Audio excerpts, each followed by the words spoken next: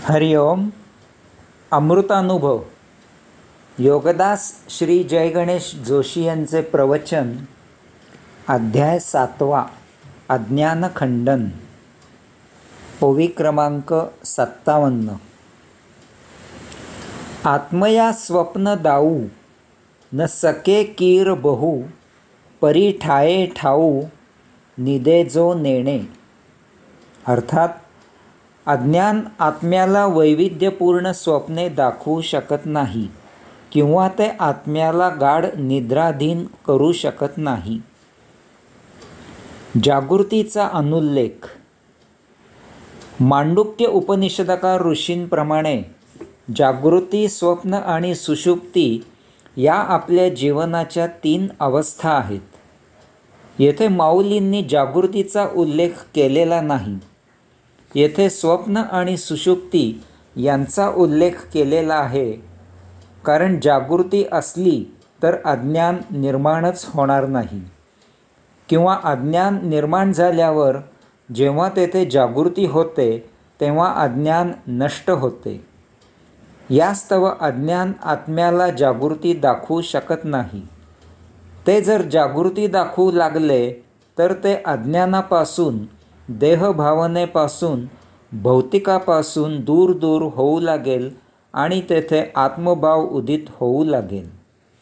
त्यायोगे अज्ञान नष्ट होईल आणि तेथे ज्ञान प्रगट होईल. यास्तव जागृती आणि अज्ञान यांचा 36चा आकडा असलेले नाते आहे. स्वप्नावस्था. तथापि अज्ञानाकडून स्वप्नावस्था निर्माण होऊ शकते, कारण ना धड आत्मपरिचय असतो किंवा ना धड अनात्मा परिचय असतो. अशा वेळी दुर्दैवाने आत्मतत्वांऐवजी अनात्मतत्वे प्रकर्षाने ठसविली जातात. त्याची भूलभुलैया निर्माण होते. याचा बळी होऊन राक्षस, आता सध्याच्या भाषेत आतंकवादी तयार होतात. जगाला पीडा देऊ लागतात. अनेक तरुण आतंकवाद्यांच्या तथाकथित धार्मिक तत्वांना भुलत आहेत, त्याकडे आकृष्ट होत आहेत. हे वाट चुकलेले अनात्मे असतात. तथापि यथाकाळी भगवंत श्री अवतार घेतात आणि याचे पारिपत्य केले जाते. लक्षात घ्यावे की महाभारत युद्धानंतर 5000 वर्षे जगात शांतता नांदली. आता पुन्हा अनात्म्यांनी डोके वर काढले आहे. यांच्या पारिपत्यासाठी तो यथाकाळ यावा लागतो. गवताची पेंडी पेटवायची असल्यास आगीची ठिणगी त्या गवताच्या एका विशिष्ट तापमानापर्यंत जाऊन पोहोचावी लागते, तरच आग लागते. तसे नसेल तर आग लागत नाही. तेथे धुमसणे सुरू होते, धूर होतो, तथापि आग असत नाही. एक वेळ अशी येते की ते धुमसणे आगीत रूपांतरित होते.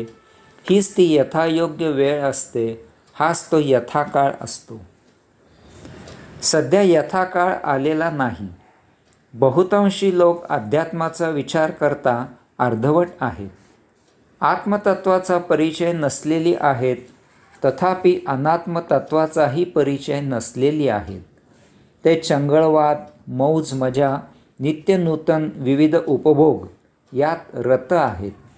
यामुळे आत्मतत्वाच्याच रक्षणासाठी, आत्मतत्वाच्या प्रचारासाठी, आत्मतत्वाच्याच नावाने या अर्धवट लोकांना आकृष्ट करून संहार केला जात आहे.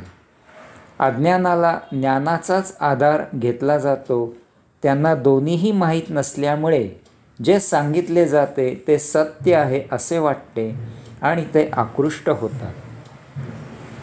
यासाठी आत्मतत्वाचा प्रचार फार झपाट्याने व्हायला पाहिजे. सध्या आतंकवाद्यांकडून निरपराध लोक मारले जात आहेत. ज्यांच्या हाती प्रभावी अत्याधुनिक शस्त्रे आहेत ते अर्धवट ज्ञानामुळे संभ्रमात आहेत की जर शस्त्र उगारले तर आतंकवाद्यांसह निरपराध लोकही मारले जातील. परंतु त्यांना हे समजत नाही की आतंकवाद्यांकडून फक्त निरपराध लोक मारले जाण्यापेक्षा त्यांच्यासह आतंकवादीही मारले जात असतील तर ते दीर्घ कालावधीचा विचार करता जास्त श्रेयस्कर आहे. ही गीता यांना कोण केव्हा शिकविणार? भीष्माचार्य, द्रोणाचार्य, कृपाचार्य, माद्री, सर्वसामान्य सैनिक इत्यादींनी पांडवांचे काहीही वाकडे केलेले नव्हते. तथापि कौरवांना नष्ट करण्यासाठी यांनाही नष्ट करणे क्रमप्राप्त होते. जर आतंकवाद्यांना नष्ट करायचे असेल तर सुक्याबरोबर ओलेही जळणार याचा स्वीकार करावाच लागेल. हीच ती अर्धवट जागृतावस्था आणि अर्धवट स्वप्नावस्था आहे. यामुळे संभ्रम निर्माण होतो.